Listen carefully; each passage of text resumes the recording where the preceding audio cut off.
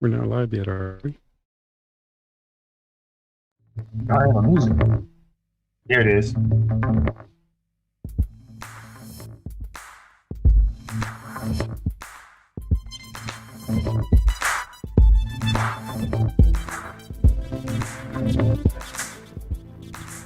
Here we go. We're back one more time for Sports Talk. The 10th episode. You got the right place at the right time with the right crew. We are back again. XO Sports Talk, 10th edition. What's up, fellas? What's up? Woo! What's up, bro? Going on. How's it going? on, man. 10th episode. What Yes. else here? Number Who would've 10. thought? Are you serious? We made it. We made it to number 10. Like Gloria Gaynor, I will survive. Terry, tell us what we're doing, Terry. All right. So at this time, XO Sports Talk would like to thank you for your support. We are now on all streaming platforms. Please feel free to post any comments and suggestions on how we can improve the show. If this is your first time watching or tuning in, please subscribe to the channel and tap the notification bell. Please continue to tell family and friends about the show. Once again, thank you so much for your support. Woo! Thank you, Yes, fans. yes. Thank you, everybody. Thank you. Without Yes. you guys, we can't do it. That's it. Exactly. Oh man, for We love sure. our fan base. Sir. In the world of gymnastics, we love to get to our ladies first, you know. Simone Biles, who wins her 7th all-around U.S. championship. A big congratulations to her.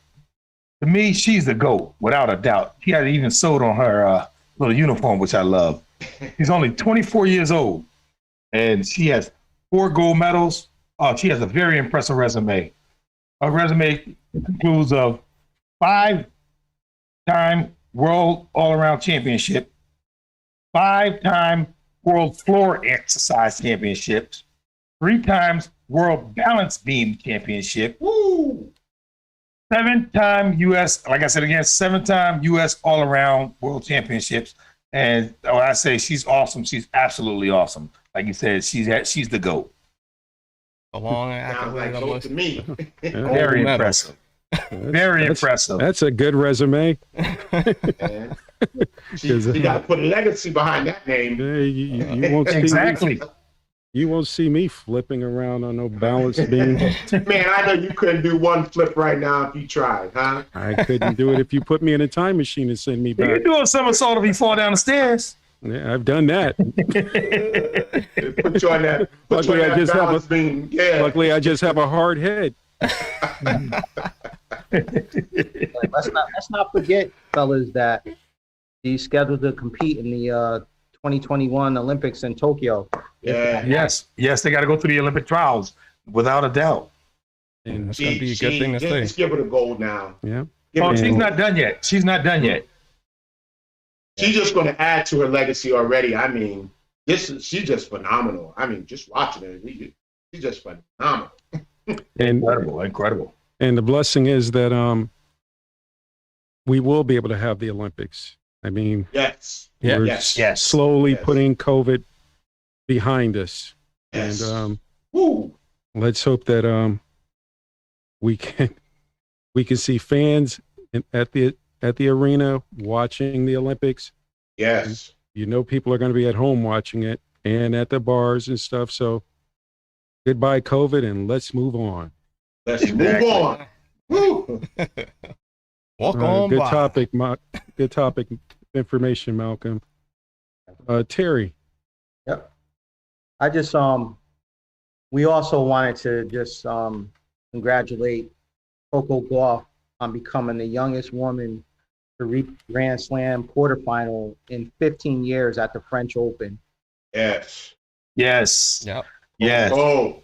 This hasn't been done since 2006, since 17-year-old named Nicole Vadisova did it back then. So congrats to her. Yep. Unfortunately, she didn't make it to the finals, but You know, she's an up and coming star, Yes. star, and we just want to say thank you and congratulations to her. Congratulations. More to come. Congratulations, More to Coco. come. Congratulations. Yes. 17. Put me back in the time 17. machine. Wow. And I He's still already screw it up. making What were you doing at 17, man? No comment. Mulligan, Don't wanna know. Still mess it up. Yep, this is YouTube and all the other podcasts out there. Let's just move along. CIA, FBI, no thank you. Naomi Osaka, guys. She was fined $15,000, threatened with a suspension for her refusal for appearance for the media. People jumped on her and said that she was wrong for not showing up. But then she came out and said that she's fighting depression. And the media ran away from it, got behind her, supported her. And Terry, how do you feel about that? Well, I feel most importantly, you know, your mental health is most important. So if she needed to take some time for herself, I'm all for it. Like I said, mental health is important. I am a little surprised that she didn't get the support of the tennis association behind her. It kind of took the players to rally behind her in order for her to get that support. Interesting enough, Roger Federer actually backed out of the Open as well. He was just coming off knee surgery, and you didn't really hear. I mean, I can't say because I'm not him that he could have played through his injury, but his last match, he didn't look himself, I'd say 100%, and he backed out, and you really didn't hear that much commotion about it, which, you know, I would think you would hear a little bit more commotion about that rather than someone wanting to protect their mental health. She obviously loves to play tennis. It's just, I think a lot of the extra stuff that comes along with it is affecting her right now. And how about you, Malcolm? Well, tennis is a mental game as well as a physical game. You know, you can get bothered by, you know, the ball going out of bounds and slamming. I mean, I've seen people slam their racket. We remember how John McEnroe used to act a fit on the court. Yeah. He's a yellow at the umpire and all that. I mean, true, these young ladies don't do that, you know, to the sort. But she, like you said, when you need a mental break, you just need a mental break. Everyone's human. We forget that these celebrities and these superstars are all human, and it takes a toll on you. I mean, if she needed a mental break, like you said, I'm pretty sure there's other athletes, not necessarily tennis, maybe baseball, football, basketball, have the same problem, and they would love to take a mental break, but they probably get a lot of scrutiny behind it. You know, like you said, it is what it is, man. I mean, people need to just be patient with these celebrities, especially when there's a beautiful young lady like this one who does her thing in tennis. And it ain't easy doing what you're doing, you know. And how about you, Emerson? I'm just happy to see that this topic is being brought to the forefront. It's been taboo. It's been hidden for many years. And as we see now that celebrities or athletes on in the major sports field are dealing with it, like Malcolm stated, football, basketball, and tennis. And I'm just hoping that they can get the support that they need to so we can help each other. I think we're all in this together, whether you're an athlete, millionaire, or just someone who works an everyday job. Let's be supportive to one another so that we can get the proper help that we need to support everyone concerning mental health awareness. And how about you, Brian? I want to give her kudos for being able to express her her issues that she is dealing with. Tennis Association, I thought, went about it the wrong way. They definitely did not grasp the severity of that. Not all about the fame, the glory. as T said, it is about mental health and physical health. That's number one. Athletics and entertainment, that's just entertainment. You have to take care of yourself first. So I think Tennis Association definitely should relook at the way they handle that issue. Yeah. I mean, when you're 17 years old, let's say maybe let's go 9 years old. You're learning the game of tennis. You're putting in the hours. Where some of your friends are going to the mall, you're working on your professional game at 9 years old. So now, all of a sudden, you're moving up in the ranks. You're now moving up in tournaments. Mm-hmm. And now 2018 at the US Open, one of the biggest tennis tournaments, on stage, you beat Serena in a New York market. So she beat Serena, and now everybody is pulling at her. The media is pulling interviews.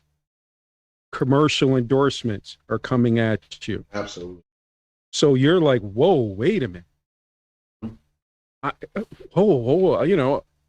didn't see all of this coming at me like this. You hear about it. People try to prepare you for it. But until it happens, Right. some people can say, I'm ready for this. I'm ready for the bright lights. You can take a personality like Shaquille O'Neal. Shaquille O'Neal will have jokes for you all day. But this young lady's like, whoa, wait a minute. I love the game of tennis. I really want to put my focus on that. But it says, when you make it there, you have expectations of winning. So I'm glad that the media turned around and showed support. I'm glad that the people in the sports turned around and showed her support, because some of them came out and said, hey, I know what that young lady's going through. And for us, we'd be like, oh, okay, you want me to go here? You want me to go there? And you're going to throw me millions of dollars? We're like, yeah, sure, no problem. I'll do that interview. But some people are like, no, this is way too much. I just rather play the game than to have all of that money. Right. Exactly. So, congratulations for her to come out and tell the media about her personal medical issues. Exactly. Yep. Because I don't think I would want to come out and say that much about my personal medical business. Exactly. So for her to come out and say it, which will help other young ladies, men, women, to say, you know what? I'm behind her. I don't follow the game of tennis, but what that young lady did, she's got followers that support her, that are having that fight with mental issues. So kudos to her. Kudos. Absolutely. Kudos. Big up to her, man. Big up. Yeah. A lot of courage. Yeah. Emerson, Hey, National Hockey League update. listen, man, we're down to the final four, bro, trying to get to that Stanley Cup. You got the Montreal Canadiens and the Vegas Golden Knights going at it, the New York Islanders and the Tampa Bay Lightning. Listen, those first rounds were some hard-fought games, very tough games, and they made it to this next round, and now it's when this is when the men we separate the men from the boys. So I'm excited about what the National Hockey League is doing right now. You're seeing all the fans and seeing all the fans there in the arenas and the excitement there. A lot of excitement there going on. So it's going to be a must-watch TV. I'm on it every other night when the games are on. So, but I got to be pulling for those New York Islanders. I got to be with the Islanders. Go New York, go New York, go. Big ups to the NHL. I'm telling you, I'm excited about it. Yeah, they put you at goalie. You'll just cover the whole net, and they win They the put me on Stanley some Cup. skates, man. Listen, I'll do my Wayne Gretzky, huh? Watch out. Listen, huh? Here I come. Whoop, whoop, whoop. Just slide, slide and glide on the ice. Oh Flipping and man. sliding. Yep. Oh man. Well, we had a big trade in the NFL. Julio Jones traded to the Tennessee Titans. Titans will send a 2022 second round draft pick to the Atlanta Falcons and a 23rd fourth round pick to the Falcons for Jones. But the Falcons will send the 23rd sixth round pick to the Titans. Guys, do you think that's too many draft picks for Julio Jones? And I'm going to start this one off with Terry. Well, I mean, if you look at it statistically, he is, other than Jerry Rice, statistically, he's the best wide receiver in football right now. So I'm going to say, compared to what you're getting, I'm going to say no. It's not too steep of a trade. Now, he still has to get on the field and play. I mean, Titans still have to get on the field. They have to suit up. They got to win games. But if you're just looking at it on paper, it's a good trade for them. And how about you, Malcolm? Well, the trade is not a bad trade. I mean, they got a second round. His problem is just staying healthy. You know what I mean? Again, they always say the best ability is availability. And we know his ability. He's truly a gifted athlete, and he's one of the best receivers in the league when he's healthy and out there. And he's going to draw all a double team, which means nothing to him. And he just gets there and goes through it. I didn't think it was too much. The Titans, they didn't give up a lot. They gave up enough. That was about right. And how about you, Emerson? Listen, I know the running back, Henry, is just smiling from ear to ear because he'll be able to get out of some of those 8-man box fronts that he's been seeing all year and let this offense just open up. There's going to be more running lanes for him. I think Henry was probably the happiest guy with this trade, that he's going to be able to take that safety out of the box down, because they're going to have to, between Brown and Julio, pick your poison. And then, here's Henry coming at you full steam ahead. So I want to say this is a very good trade for the Tennessee Titans. I think this should put them in a good place down there in the AFC South. And I'm waiting to see what Henry's going to do with Julio Jones on the field. And like I said, we know what he can do. He's the major, big-time rusher running the football. And I think this is just going to open more doors for him. But would you give up that, Emerson? Would you give up that many draft picks for him? I would, because I think it's going to be a great asset to your a 75% or 85% Julio Jones is probably better than a lot of the receivers in the league right now. And like Malcolm alluded to earlier, stating that best ability is availability. If we can see a healthy Julio Jones, watch out. That offense is going to be dangerous. How about you, Brian? Do you think that's too many picks for Julio Jones? I do not think it's too many. I think they are showing that they're going for it.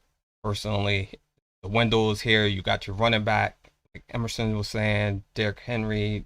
Now they're not going to be able to flood the box with the safety. You got 3 6-foot wide receivers. What was that? Jones, Browns, Reynolds, all of them 6 feet, all play in the slot or wherever you want to put them. That's just going to open up the offense entirely. So open it up. I definitely think it's not too much. You got to try to go for it. Your running back is elite. You got elite wide receivers. Quarterback is manageable. So let's go for it. Oh, that's what I would do. I like that. The question is not the offense. The question is their defense. I mean, I think they were the second worst pass rush in the league last year, and they gave up the second most receiving touchdowns, I believe, in the secondary as well. So That's the big question mark for them. And they get to the and point Terry, address that in the draft a little bit. I think they did address that in the draft, and but they picked up Dupree. Bud Dupree. yes, That was a huge major pickup. I forgot about Huge that. pickup. Forgot about that. Yeah. They got a solid team, man. They got a solid team. The offensive line is definitely one of the top 5 without a doubt. Yeah. You know, when you got a 2,000-yard runner. But the key is, will Tannehill be able to do his thing? Exactly.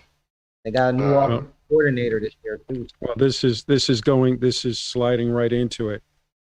Does Julio Jones Segway. Does Julio Jones fit the Titans' offensive scheme? I'm going to start this one off with Emerson. Julio Jones, he's a beast. He can play in any scheme. You put him on a flag football team, he can play. All right. You put him in the gymnasium, okay, in a pickup football game, he can play. Put him in street shorts and a tank top, and he can play. He can fit in any scheme just because he's Julio Jones. You can't defend him. He's incredible. He's an incredible athlete. And how about you, Brian? He will fit their scheme, and their scheme is not going to change. The change is Derrick Henry. Just run the ball, contain, do not make mistakes. But Julio Jones opens things up for them. So the scheme is not going to change. He'll fit with them. And how about you, Terry?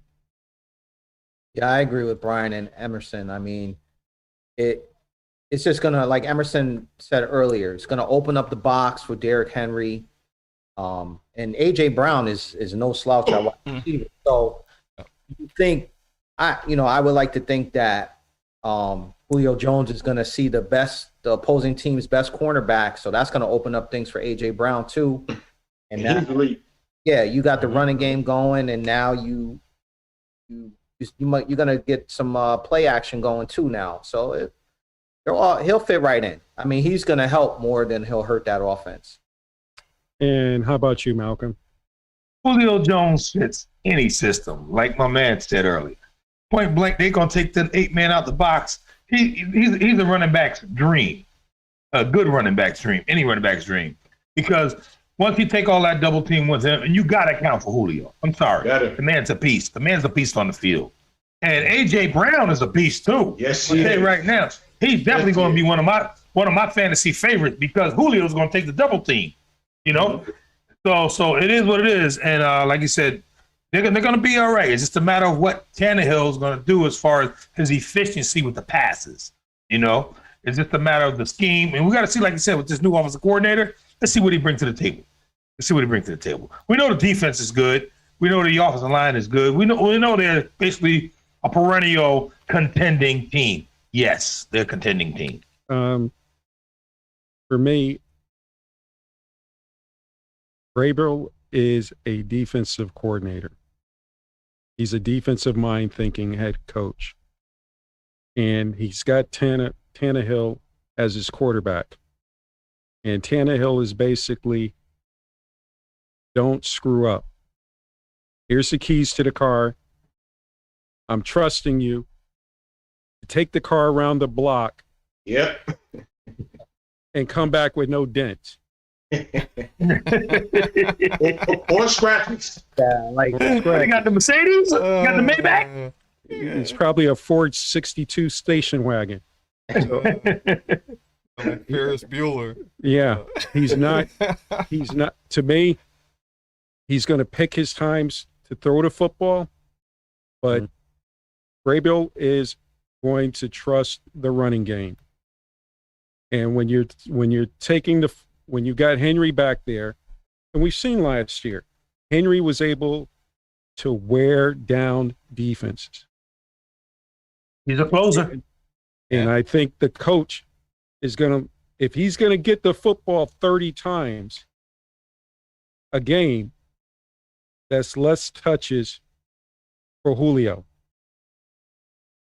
Because I don't see the coach going, okay, now that I've got Julio, I'm now going to go into a passing game. I'm still going to run the football 30 times. And if you're running the football 30 times, that means less touches for Julio. and that means more blocking for Julio Jones, because if you're running the football that many times, you have to be a blocking receiver. Mm-hmm. So And he can do that. He can do Yes, that. that's easy for him. I think you're just going to see at times he's going to take shots down the field with Julio, but I think his main bread and butter is still going to be the run. Definitely. Yep. Guys, Mm-hmm. are the Tennessee Titans Super Bowl contenders? Terry? Right now, I'm gonna say no. Like I mentioned earlier, they defensively, they have to show me something. I know they had a good draft. They picked up some people in the off season, but like I said, that pass rush, it was a weak pass rush last year, as well as the secondary. That secondary was plain blank. It was terrible. Swiss cheese. So we're gonna have to see what the defense looks like. You know, you can score all the points on the board, but defense wins games. How about you, Malcolm?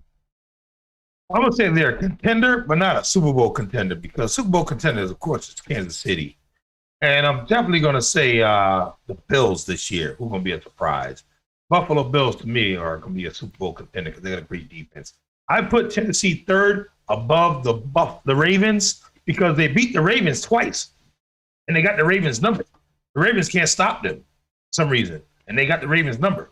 So that's why I would put them. I put them at contender, not Super Bowl contender. Hmm. How about you, Emerson? Listen, I'm putting them as a Super Bowl contender.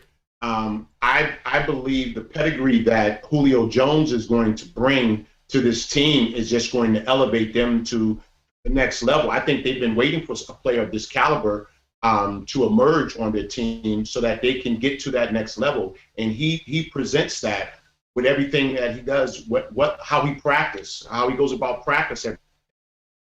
He's a true pro.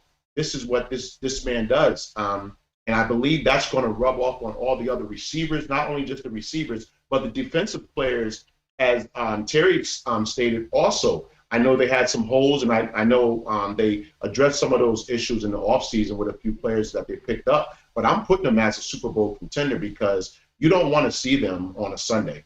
You don't want to see Tennessee on a Sunday. They play tough and they play hard. How about you, Brian? I'm not going to put them at the Super Bowl contender. I'm going to put them as second. I think Kansas City I will put as my Super Bowl contender because I think they addressed their offensive line, so I think they will be better. But Tennessee definitely is right there. I think them and Buffalo, I would definitely say are my 2 and 2A to come out of that AFC. So it'll be interesting to see how all that plays out. Now, Terry brought up something about their secondary on the Titans. I thought their secondary was solid, but I thought that what you said, the second part I agree with is no pass rush. Mm-hmm. And in this league, if you can't get a pass rush going, I don't care if you got 5 Deion Sanders in that secondary, you're going to get burned. Yep. Sooner or later, your defense is going to wear down. Even from the defensive line, if you can't put a pass rush up there, you're just you're going through the motions. So they went through the draft.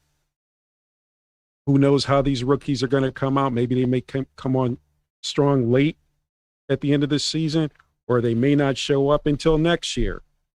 That they have another season, their second year into the league. But can Bud Dupree make a difference? To a degree. He's going to be a help.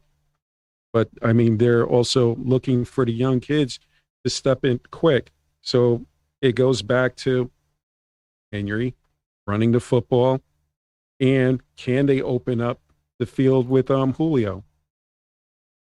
And so when I look at their division, I see that that they got a chance to win their division, and that will probably put them up high, that they will get a home game. And I see this team as a Super Bowl contender, because you never know how injuries are going to play down the road for any team. Right. Kansas City can come out looking good, and Kansas City can wind up offensive line beat up, Yep. having no depth. Nope. Absolutely. So these are the things that, right now on paper, I would say, yeah, they're a Super Bowl contender.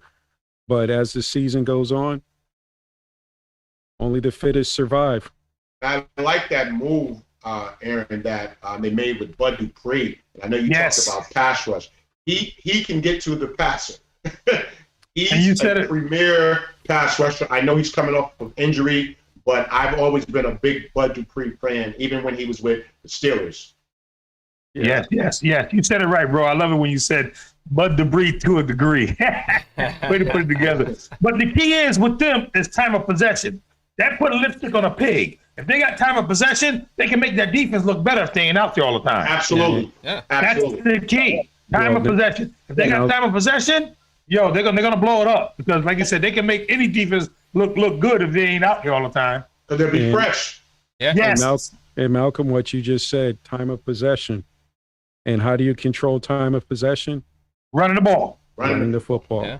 Absolutely. And when you run the football, that means less touches for Julio Jones again.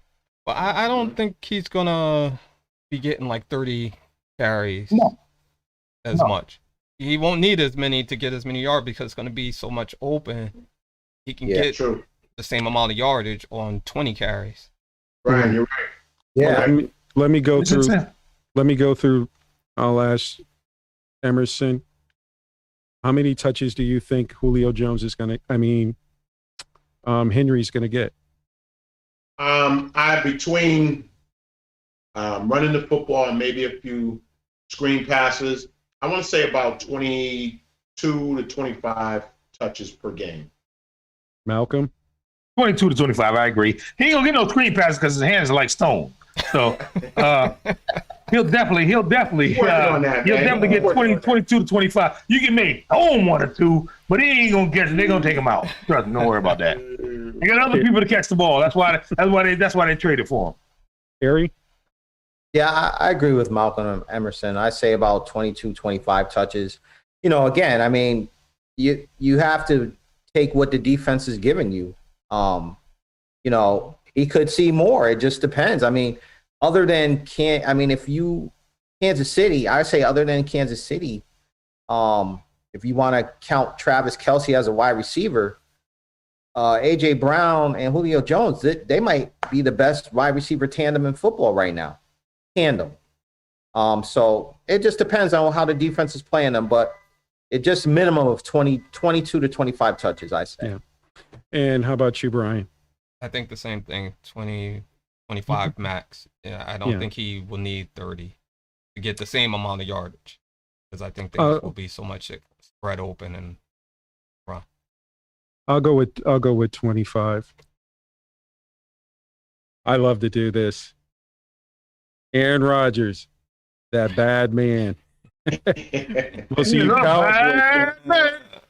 of you Cowboys fans know about that bad man. Bro, come on, man. He's a problem. He's a problem. He's a problem. Come on. Well, we all He's know. gonna be on Jeopardy, man. He's gonna be on Jeopardy. He's not even playing this year. We're trading him to Jeopardy. That's what we do. We're trading him to Jeopardy. Just listen to those Cowboy fans. Oh God. I ain't gonna be sad that he go. Bye, Aaron. Bye. You can't retire too soon. Now, guys, I've got to ask you a question.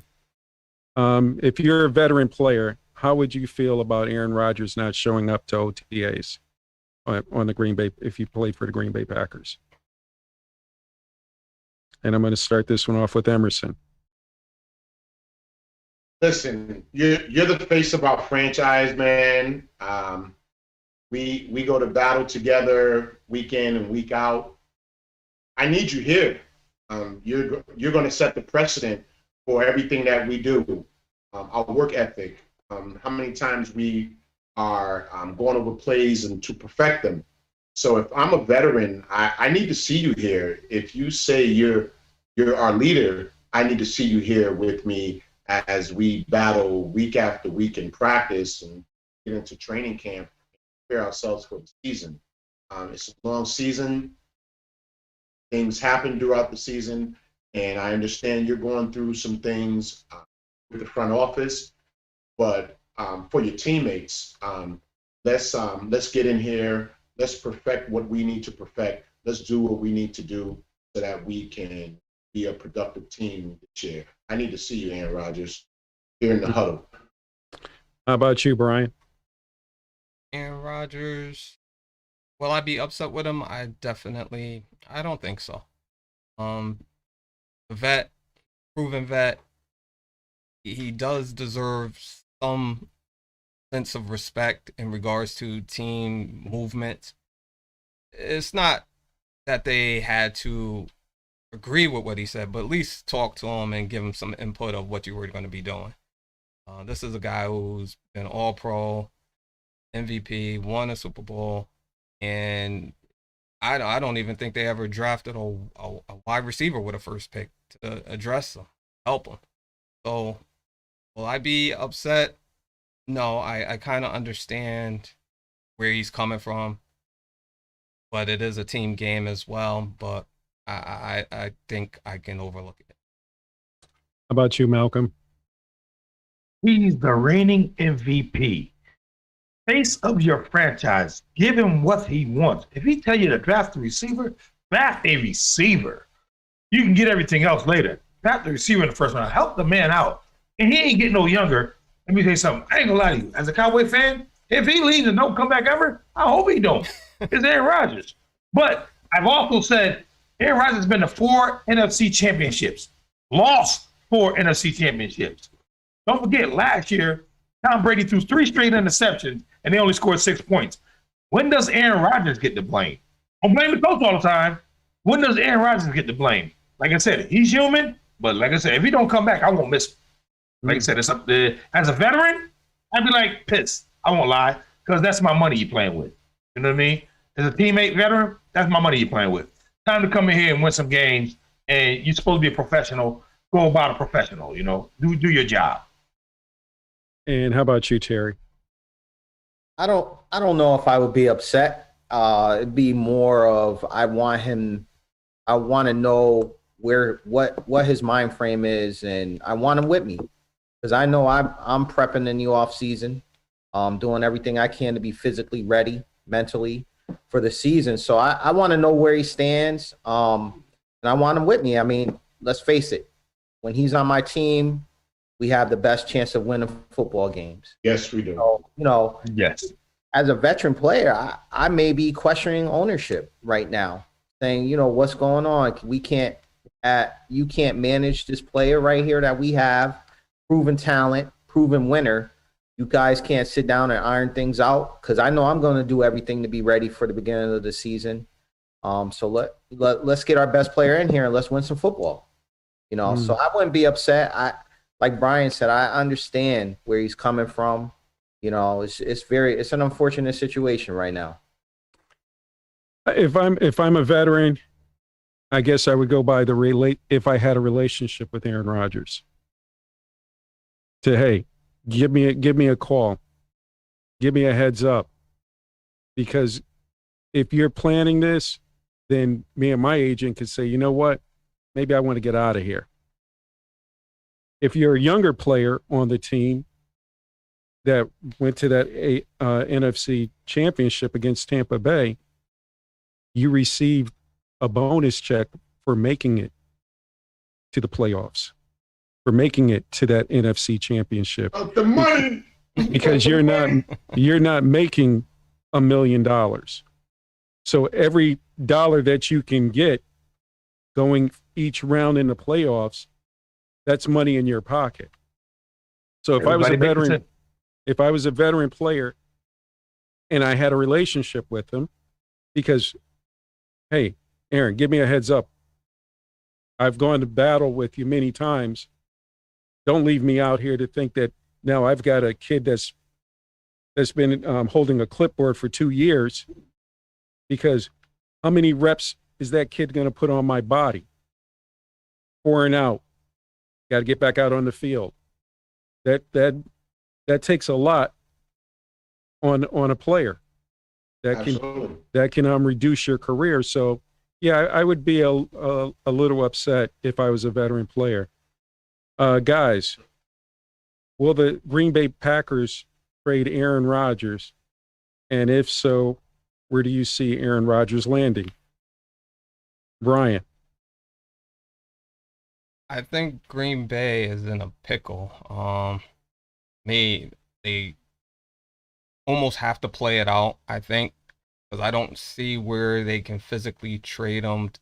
You're not trading him in the NFC.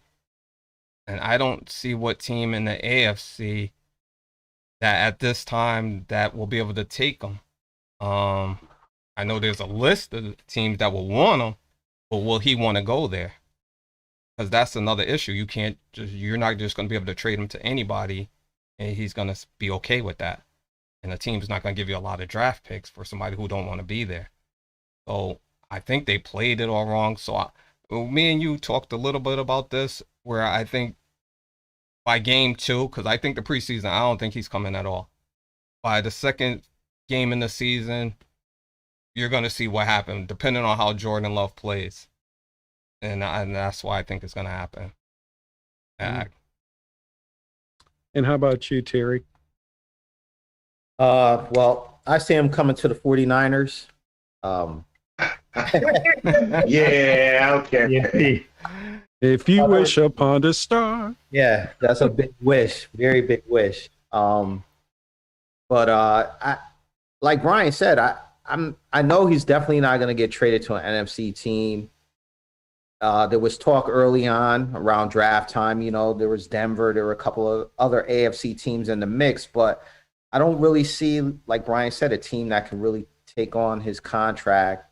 So I think it's just gonna play out. I believe the president kind of threw some more flames on the fire this past week, calling him a complicated man. So it's just interesting to see. Heard that. So I mean, does that mean he's on his way out? But right now, it's hard for me to say where he's gonna go.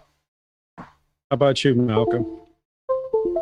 Man, he ain't going nowhere. They be fool to trade him. And if they do, he going up the NFC East. He's gone out the NFC. They don't want to see him. They don't want to see him for 2 or 3 years, if anything.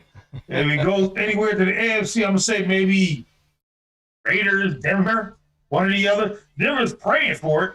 They're the one, they'll grab anybody who quarterback because he being that John Elway can't draft one. So they'll definitely go for it. They'll give him the kitchen sink. So I don't see him going nowhere. Given the thoughts maybe is there, but they can't see him going nowhere else and winning somewhere else. How about you, Emerson?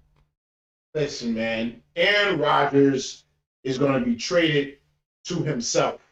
All he's saying is, put some spec on my name. That's respect. That's all. He's not going nowhere. Get him a new Harley. The Harley Davidson is right there in Milwaukee. Make him happy. Give him whatever he wants. Give him 2 Harleys. Matter of fact, give him a brand new Harley to ride every day of the week. Milwaukee's right there. Harley Davidson is right there. Aaron Rodgers not going there. This is all luck. All. For me, if you're the president of an organization and the face of the team, you're saying he's a complicated man, that's a parting shot. You're sending him on his way. Because if you send Aaron Rodgers back, he's going to be hitting you with hot shots all season. So I think for the president of the organization to say that, he's gone. The 2 teams that I've seen Aaron Rodgers going to is either the Oakland Raiders, Las Vegas. Did I say Oakland? I did say Vegas Raiders. Hope I did. Hope I said Vegas Raiders. Vegas I Raiders. get caught up in it too. The Vegas Raiders or the Denver Broncos. Now, me and Emerson at times, and Brian, I will always say it's about the money. Oh yeah. And if you were to put Aaron Rodgers either in a Denver Broncos uniform or the Vegas Raiders uniform, how many NFL jerseys do you think you're going to sell? A lot of them. How do they care as much about jerseys as they care about championships? Yeah, but those Sometimes- jerseys out. Listen, man, it's a business at the end of the day. Yeah. It's a business. Well, let me ask though, if the team know you basically have to get rid of them, you're not gonna give them 3 number 1 picks, Yeah. especially when the list is short of the teams that he could possibly go to. Yeah. Okay. So, yeah, I would ask you guys this. Out of the Raiders and out of Denver, and I'll start with Emerson. Which defense do you think is ready now? Denver or the Raiders? I Emerson. like that Denver. I like that Denver defense. Put him with that Malcolm. Denver defense. He can play in. Denver, from what I hear, got one of the top secondaries in the league. So I would say Denver. Terry. Yeah, I'm going to go with Denver. I feel like that defense, like Emerson said, it's ready. And Brian. Denver. Is Jordan Love ready to take the reins as the starting quarterback of the Green Bay Packers? Emerson. Not at this time. I don't think he's had enough reps. I don't think he can be able to translate the game which he come from the college game, being able to see this live and see and process everything right now. I do think he is an NFL quarterback, and I believe that in time, with some more grooming and some more seasoning, that he will be an adequate quarterback here in the NFL. But at this time, right now, I don't think he's ready to take over the reins, because everybody's going to be looking for the expectation of what Aaron Rodgers gave us for so many years. So they're going to be looking for that Jordan Love. We don't care if it's your second year that you've been on the team. We want to see a duplicate of what Aaron Rodgers did. You can't give us that. You're not our quarterback. So I don't think Jordan Love is ready at this time. How about you, Malcolm? I'm gonna tell you right now, he better be ready. Mahomes had to sit out a year. He came back ready. Like you said, although from what I hear, he didn't suit up one time last year. Not one time last year. That might have been Aaron Rodgers' call there. But my thing is, he better be ready. Like you said, you get millions of dollars, you're a first round pick. They traded up for you. They didn't trade down for you. They traded up for you with an MVP quarterback. You better be ready. How about you, Terry? No, no, and no. 3 no's? I mean, it remains to be seen. He's obviously got some big shoes to fill, but then again, so did Aaron Rodgers coming behind Brett Favre. So we'll have to see. But if I'm just looking at it on paper, I'm going to say no. Okay. And how about you, Brian? I agree with Terry. This is somewhat like a flip from the Brett Favre, Aaron Rodgers.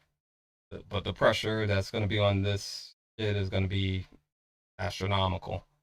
To come in there and step in there and fill the shoes. You basically, Aaron Rodgers was throwing the ball 30, 40 times now. You're going to tell this kid to come in there and throw that many times? Because your running back he's good, but can he stay healthy? And can they run the ball to take the pressure off of him?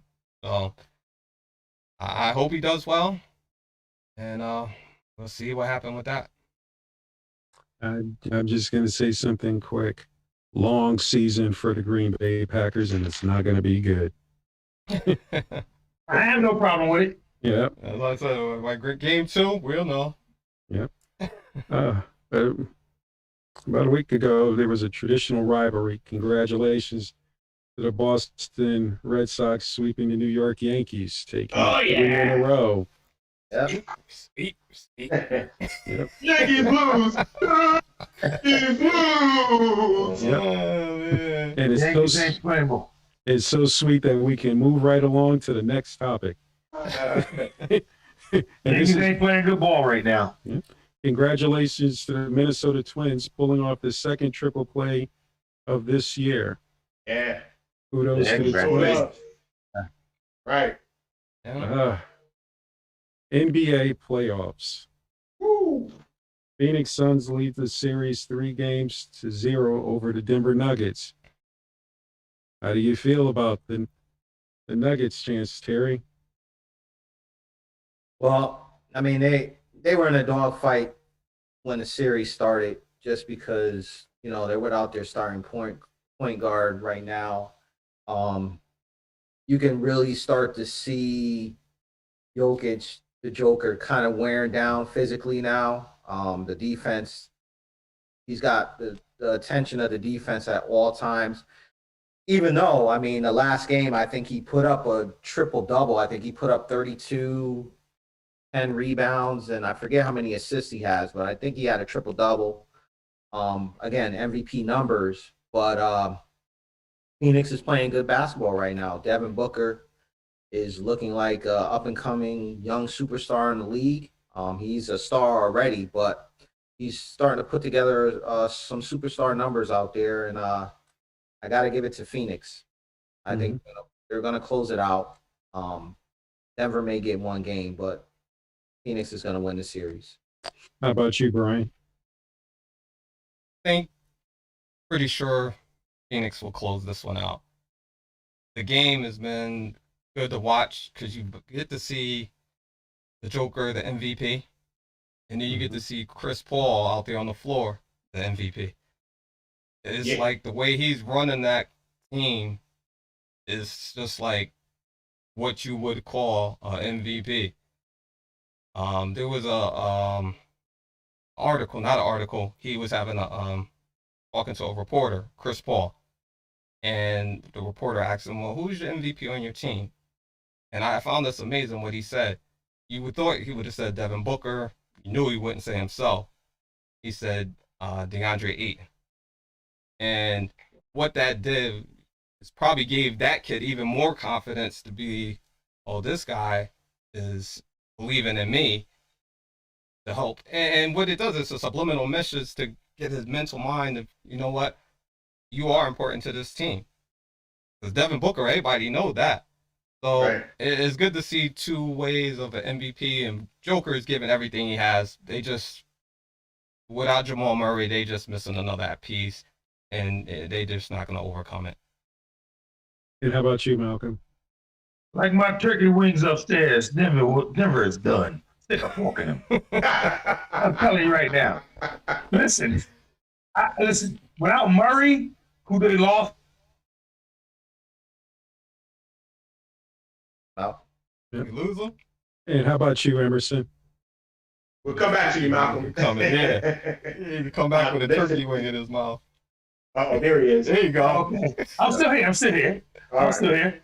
But you can still hear me. My point is, with him gone, it's tough because they're losing that second guy that can score like that. Joker is the MVP. He earned it. Congratulations. You did your thing.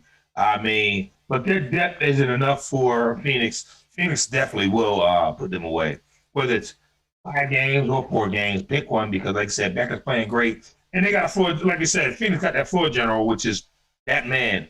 I mean, CP3 is just doing his thing. And like you said, he bigged up that big man, Ayton. And Ayton is playing great ball. He must be hitting 65 to 75% from the field. He don't miss, and he's right near the basket.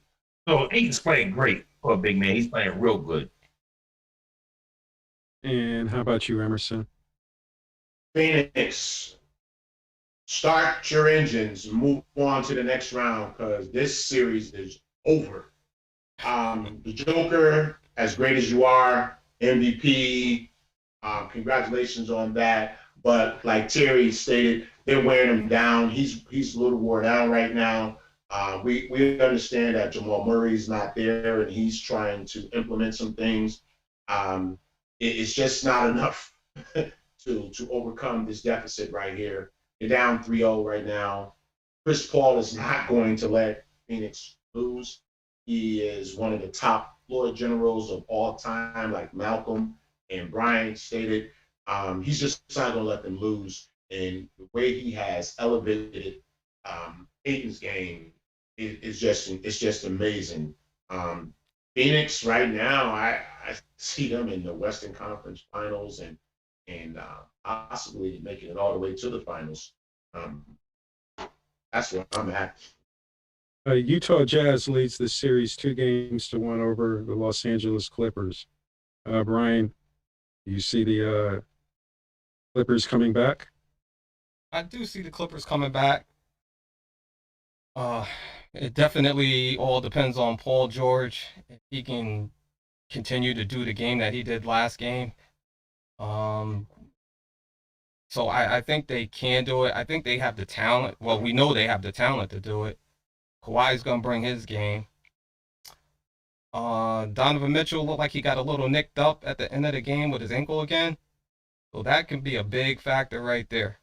Because he's definitely showing he was on that next level, which he was already starting to show before he got injured in the season.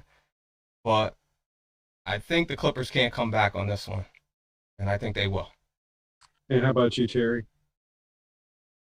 I think the Clippers can tie up the series. Again, like Brian said, they need another big game from Paul George. He has to be consistent. But I see the Jazz winning this, and I see him winning it in 6. It just it just all depends on Paul George, and hasn't been consistent so far. So I just see the Jazz. They're a more consistent team. Donovan Mitchell, if he's healthy, they really, in my opinion, don't have an answer for him. I know they switched Kawhi on him. They've had Paul George on him, but he's still been able to put up decent numbers until last night. But I just think the Jazz have a better team. And how about you, Malcolm? No doubt. I think the Clippers can come back because I think they have a little more depth and they got some nice shooters. By them putting Batum out there on that wing, on that outside that 3, big man got to step out. He can't. Gobert can't go, stay around the rim. So he got to step out and watch them knock down that 3. They can't rotate quick enough. And the key is, like I said before, is Paul George. The key is if he scores 30 and Kawhi scores 30, it's over. Because that means Paul George got his early. You know what I mean? He did his job early because Kawhi's going to be a finisher. Kawhi's just the winner. You know what I mean? And as far as his defense, don't nobody say that Paul George is a defensive perimeter wizard or a great player. Because I watched him get roasted by 4 or 5 players. Ain't up to the hoop. I'm telling you right now. And one of them is definitely Donovan Mitchell, who is truly an up-and-coming superstar right now, and he's doing his thing. Like he said, if it wasn't for his ankle hurting, Donovan Mitchell could carry them to at least the championship. No doubt. Because Donovan Mitchell's the ball, and they got a great bench. And how about you, Emerson? I'm going with the Clippers. They have some unsung heroes on that team. I know you guys spoke about Paul George, and we know what Kawhi is. But Reggie Jackson, I want hats off to him. He's playing solid in these playoffs right now. I agree. I see the Clippers coming back to take this series over and move on to the next round. Okay. Now I'm going to ask you guys, Philadelphia and the Hawks and Brooklyn Nets and versus the Bucks. I want you guys to give me who do you think is going to win the series. So we're going to start off with the Brooklyn Nets and the Milwaukee Bucks. Malcolm, who do you have winning that? Well, right now, as an update, it's tied at 2-2. And Kyrie hurt his ankle. And he twisted his ankle. If Kyrie ain't there, no Harden there, they can kiss that series goodbye because Milwaukee will take it. But to be in all, the Nets are the better team when they're all there. When all 3 teams so-called are there, when they're all there and healthy, they are the better team, without a doubt. But if they got no Kyrie and no Harden, you can forget that. It's over because it's tied 2-2 now. Emerson. Listen, I'm going with Brooklyn. I think they're going to be the better team. They're going to pull it out, even though James Harden is not there. Harden is still mad that Giannis didn't pick him for the All-Star game. Remember, he said he wanted somebody that can pass the ball, and he took Kemba Walker. I'm going with Brooklyn. And Brian? I'm going to go with Brooklyn as well. I think even without Kyrie, if he even sat down. When they go on the road, I don't trust Middleton and at all on the road. Him and Giannis has been playing so unorthodox the way he's been playing. I'm gonna still take Brooklyn. How about you, Terry? I'm gonna go with Brooklyn. Like Malcolm said, I feel like they do need Kyrie to be healthy though. And what has happened in this series that I noticed, this has turned into a very physical series. I mean, you're seeing some 90s basketball right now on the court. I do think Brooklyn could pull it out, like Brian said. I don't trust Middleton and Giannis on the road, and Giannis still to me has not shown that he can hit a consistent 3-pointer, much less a mid-range jump shot. Yes. I think that keeps Brooklyn in a lot of games, you know. So I'm going Brooklyn. Okay. Now, 76ers and Atlanta Hawks. Emerson. Joel Embiid. Philly. I'm going with the Philadelphia 76ers all day long. And how about you, Malcolm? 76ers, Tobias Harris and Joel Embiid. Joel Embiid just can't be stopped. And you, Terry? 76ers, they broke the ice tray. The ice cubes are out the ice tray now. They figured free to defend Trey Young on the perimeter on those pick and rolls. Philly all the way. And Brian? I'm gonna take Philly as well. There's two things I do want to bring out in that game, though. First thing, I still don't like Ben Simmons not shooting the ball enough. I think game 2, he had 3 shots and had 4 points. I'm like, you're number 2 on the team. You gotta have more shot attempts than that. And Atlanta's, they're young. And you expect them to kind of fold up and do what they did. But Nate McMillan did a great job. Interim coach has not gotten full-time job yet. I don't understand that. Yeah, I think it is. This is episode 10, and I want to thank the creator, the idealist of this show, Brian, for coming up with this. That's it. And doing all the work behind the scenes. He's the technical guy. Yeah. Team. He was on probation for a while, but we didn't terminate him yet. So we want to thank him. Malcolm. Absolutely. MVP.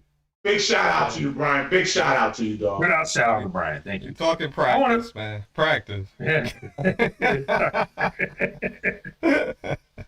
We'd like to thank all the viewers. This is our 10th episode. Thank you for watching and listening to XO Sports Talk. Remember, if you're a new subscriber,